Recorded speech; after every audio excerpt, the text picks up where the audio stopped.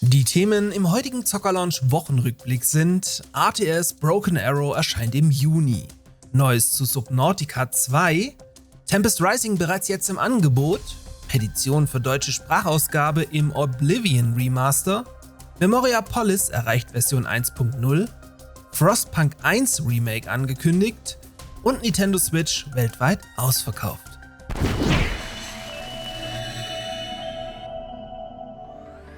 Dieser Wochenrückblick wird euch auch diese Woche von meinem Partner Instant Gaming präsentiert. Bei Instant Gaming erhaltet ihr in der Regel alle Videospiele zum Teil deutlich günstiger als auf den Hauptplattformen und könnt so jede Menge Geld bei eurem liebsten Hobby sparen.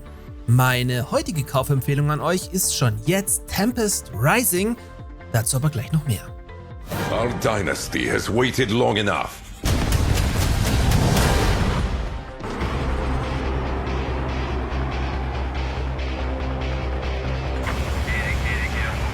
In Broken Arrow stehen sich in einem möglichen realistischen Zukunftsszenario die USA und Russland in einem Krieg gegenüber.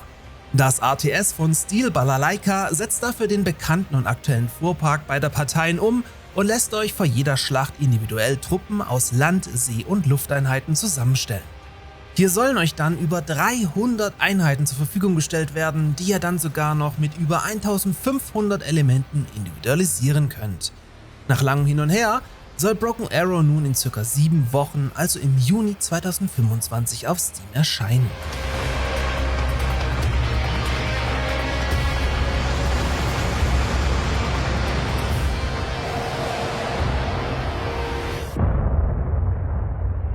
Welcome aboard, Captain. We're kicking off the road to early access now, and we want you to be part of it.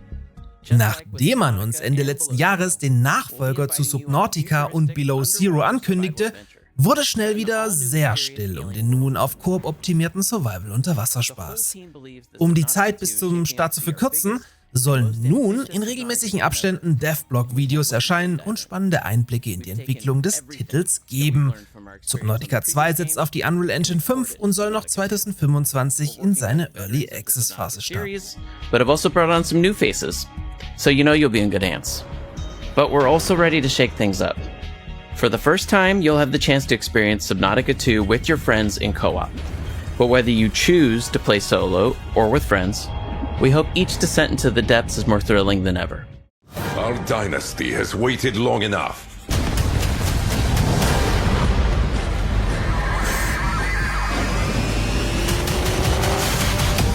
Hingegen könnt ihr Tempest Rising mittlerweile kaufen und auch im vollen Umfang spielen. Denn obwohl man den Release vermasselte und das Spiel auch für Käufer der Standard Edition versehentlich bereits vor einer Woche veröffentlichte, sparte man sich die Ranked Online Features bis jetzt auf. Seit Donnerstag dürft ihr Tempest Rising aber in vollem Umfang nutzen und daher auch jetzt One-on-One Ranked Matches mit integriertem Leaderboard nutzen. Zudem soll in Kürze eine 2 gegen 2 Variante nachgereicht werden. Bei meinem Partner Instant Gaming könnt ihr Tempest Rising schon jetzt reduziert für 30 € zuzüglich Mehrwertsteuer kaufen und spart damit gute 5 € gegenüber Steam direkt. Mit einem Kauf über meinen Partnerlink unterstützt ihr dabei diesen Kanal hier zusätzlich sehr. Poke out the eye of the beast.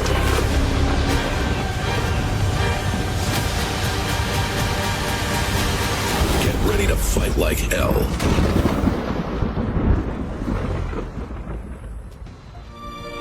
This is the 27th of Last Seed, the year of Akatosh 433.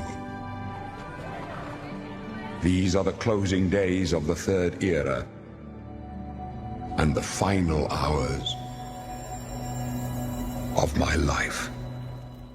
Natürlich waren alle Leaks zum Oblivion Remaster korrekt, weswegen der Shadow Drop diese Woche dann doch nicht mehr so ganz die Sensation war, der Titel aber trotzdem vollauf überzeugen konnte.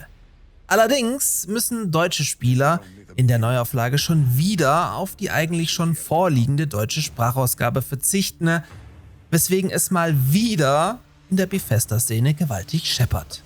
Da ebenfalls die fertige spanische und französische Übersetzung fehlt, wurde bereits kurz nach Release eine Petition ins Leben gerufen, Bethesda zu zwingen, ihren Job gefälligst fertigzustellen.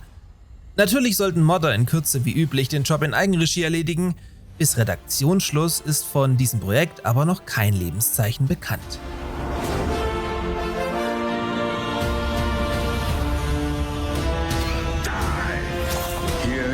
find your own path. Remember the Emperor!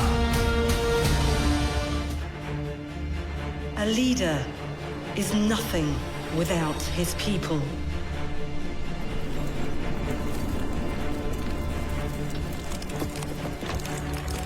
You may be challenged. Das erst vor grob einem halben Jahr in den Early Access gestartete Memoria Polis ist fertig und erscheint somit als Full Release kommende Woche am 30. April auf Steam. Grob gesagt vereint Memoria Polis Städtebau mit einem Civilization-Ansatz und versucht damit etwas ganz Eigenes zu erschaffen, was ihr vorher noch nie gespielt habt. Dabei geht das Ganze als tiefenentspannt durch, daher zu keinem Zeitpunkt Druck oder Zeitlimits befürchten müsst und es die Komponente Kampf überhaupt nicht gibt. Build a city to remember.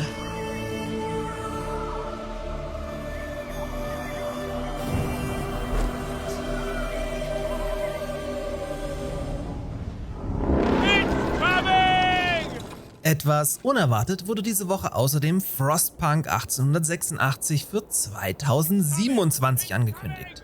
Dabei handelt es sich nicht um Frostpunk 3, sondern um ein Remake des 2018 erschienenen ersten Teils der Serie auf Basis der Unreal Engine 5.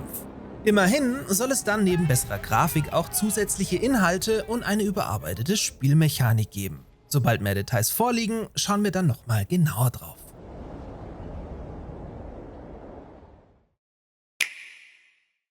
Und das führt uns zum letzten Punkt für diese Woche. Denn trotz des gewaltigen Shitstorms rund um die Preispolitik bei Nintendo hat der Mario-Konzern komplett andere Probleme. Eigentlich wollte man mit gewaltigen Vorproduktionszahlen Scalpern direkt den Wind aus den Segeln nehmen und so die Nachfrage locker decken. Allerdings zeichnet sich bereits jetzt ab, dass die Konsole alle Hochrechnungen bei weitem übertreffen wird. So sollen sich allein im japanischen My Nintendo Store über 2,2 Millionen Menschen für eine Konsole registriert haben, was den zu Beginn zur Verfügung stehenden Bestand deutlich übersteigt. Mittlerweile ist die Konsole weltweit ausverkauft, wer sie also bisher noch nicht irgendwo vorbestellt hat, geht zum Launch definitiv erstmal leer aus. So hat sich jetzt auch schon Nintendo-Boss Furukawa bei den Fans entschuldigt und bittet um Geduld, während in Japan alle direkt bei Nintendo eingegangenen Bestellungen via Losverfahren an die Endkunden ausgeliefert werden müssen. Laut Prognosen stehen 6 bis 8 Millionen Konsolen zum Launch zur Verfügung, was nicht weniger als den größten Konsolenlaunch aller Zeiten bedeuten würde und man so bereits davon ausgehen kann, dass die Switch 2 ihren Opa in Form der Wii U mit insgesamt 14 Millionen verkauften Konsolen bereits im ersten Jahr knacken wird. In diesem Sinne, gönnt euch Tempest Rising mit meinem Partnerlink, kommt gut in die neue Woche und bis zum nächsten Mal. Allowing for smoother gameplay and supported titles.